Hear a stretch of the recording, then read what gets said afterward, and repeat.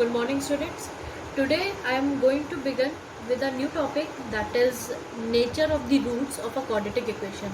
Nature of the roots मतलब roots कैसे हैं हमारे, रियल है कि नॉन रियल है. इसका मतलब कंडीशंस क्या होती है, जो डिस्क्रिमिनेंट होता है अगर वो ग्रेटर देन जीरो है तो इसका मतलब रूट्स हमारे रियल है और अनइक्वल है. अगर हमारा डिस्क्रिमिनेंट इक्वल टू जीरो है तो रियल एंड इक्वल है, और अगर हमारा डिस्क्रिमिनेंट लेस देन जीरो है तो नो रियल रूट्स. और रूट्स निकालने का तरीका क्या होता है, अगर डिस्क्रिमिनेंट ग्रेटर देन जीरो है तो रूट निकालने का तरीका श्रीधराचार्य जी का formula -b plus minus under root d/2 है. ठीक है. अगर इक्वल टू जीरो है तो हमारा डिस्क्रिमिनेंट कैसे रूट्स निकलेंगे, माइनस का b/2 है. अगर क्वेश्चन में दे रखा है हमारे रूट्स रियल एंड इक्वल है तो आपको कुछ करने की जरूरत नहीं, केवल -b/2 है.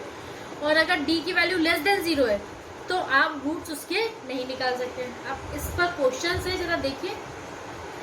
If a and b are distinct real numbers, show that the quadratic equation 2 bracket a square plus b square bracket of x square plus 2 bracket on a plus b bracket of x plus 1 is equals to 0 has no real roots.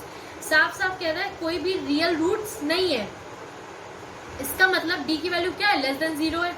ये कैसे पता करोगे, formula क्या होता है d का b² minus 4ac. आपने इस इक्वेशन में a b और c क्या हुए, a हुआ आपका 2a² प्लस b², b क्या हुआ 2 ब्रैकेट में a प्लस b, और c क्या हुआ 1. जब आपने इस फॉर्मूले में रखा b² माइनस 4ac में, तो b² मतलब a प्लस b का whole square, a² plus b² plus का 2ab, माइनस का जब मल्टीप्लाई करेंगे तो ये आएगा. तो आपका अल्टीमेट रिजल्ट माइनस का आएगा. इसको सॉल्व करना आप समझ गए होंगे इसके प्रीवियस वाले टॉपिक से. तो आपने देखा माइनस ऑफ 4 मतलब नेगेटिव आंसर आ रहा है, इसका मतलब लेस देन जीरो. तो साफ साफ ये कैसी क्वाड्रेटिक इक्वेशन थी, it does not have any real roots. समझ में आ रहा है. प्रोसीडिंग फर्दर, क्वेश्चन नंबर 5 देखिए. For what value of k are the roots of the quadratic equation kx bracket x minus 2 root 5 plus 10 is equals to 0 has real and equal. Real and equal किस value of k, मतलब ऐसी k की कौन सी value है जिसमें आपको real and equal roots मिले. ठीक है, क्योंकि यहाँ पे k की वैल्यू दे नहीं रखी थी तो कुछ नहीं, मैंने क्वाड्रेटिक इक्वेशन में जो भी दे रखी थी क्वाड्रेटिक इक्वेशन, उसका अंदर ये क्वाड्रेटिक इक्वेशन दे रखी थी, मैंने इस kx को अंदर मल्टीप्लाई कराया तो मेरी क्वाड्रेटिक इक्वेशन बनी kx² minus 2 root 5 kx plus का 10 इक्वल्स टू 0.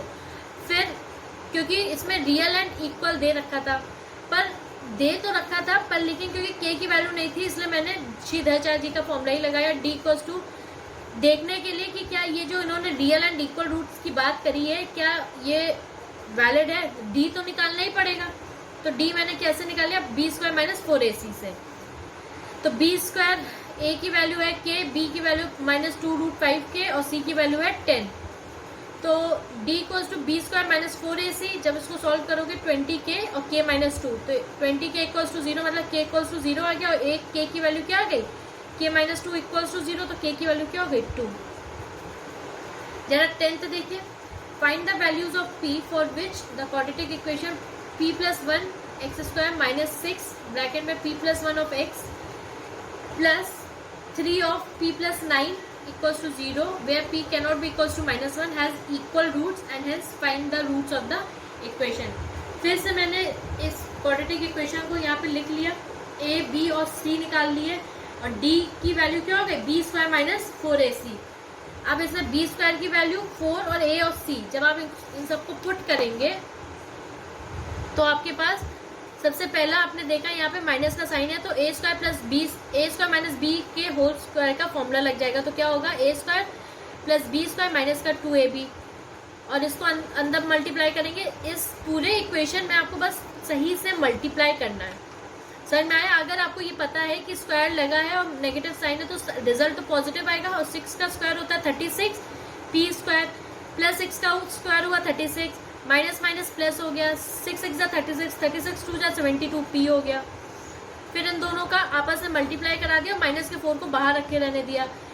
3p² प्लस का 27p प्लस का 3p प्लस का 27। फिर इस 4 को अंदर मल्टीप्लाई कराओगे तो प्लस माइनस माइनस 4 3 ज़ा 12p² माइनस प्लस माइनस 27 4 ज़ा 108p minus into plus minus 4 3 ज़ा 12p 27 इंटू 4 108। फिर से माइनस का सारे p एक तरफ, कांस्टेंट एक तरफ और p² वाले नंबर एक तरफ जब इवेलुएट करोगे तो 24p² माइनस का 48p माइनस का 72।